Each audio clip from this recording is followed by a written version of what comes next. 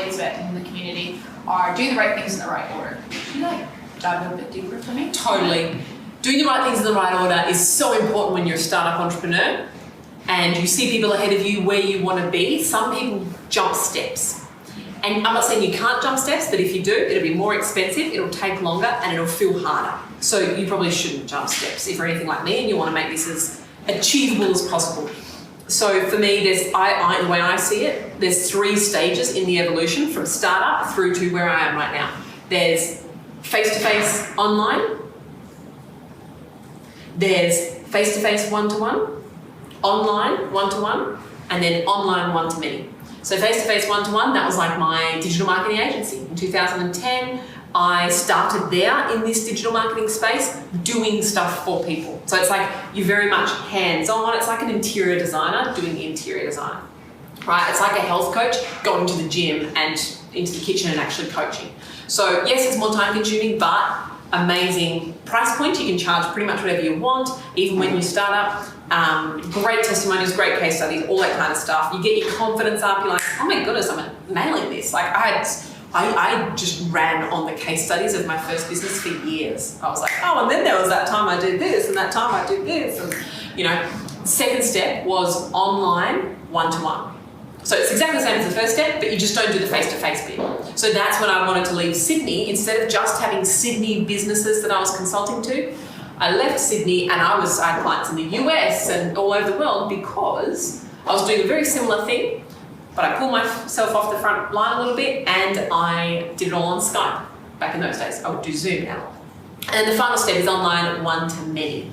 So that's where we're at now, where it's like instead of having Skype calls, they're better than face-to-face calls, but let's not even do Skype calls, let's do one of grace with a group.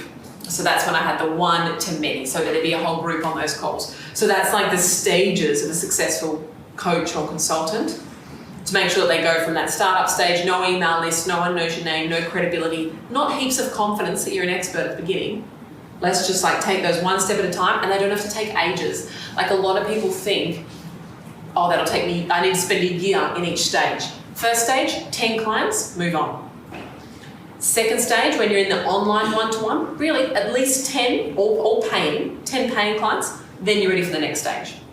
So you could do all 3 stages in a year, but I promise you, if you just sit in each stage and nail each of those stages, you've got the money, the confidence and the resources to move into the next stage so much quicker. That's how I did it, and that's the best chance of success from what I've seen. Women that burn out have skipped a stage in most cases and they just can't figure out what's going wrong. I'm like, you skipped a step, come back into this step for 4 to 6 months and then you'll be in the next step and it will feel so much easier and you'll be making more money.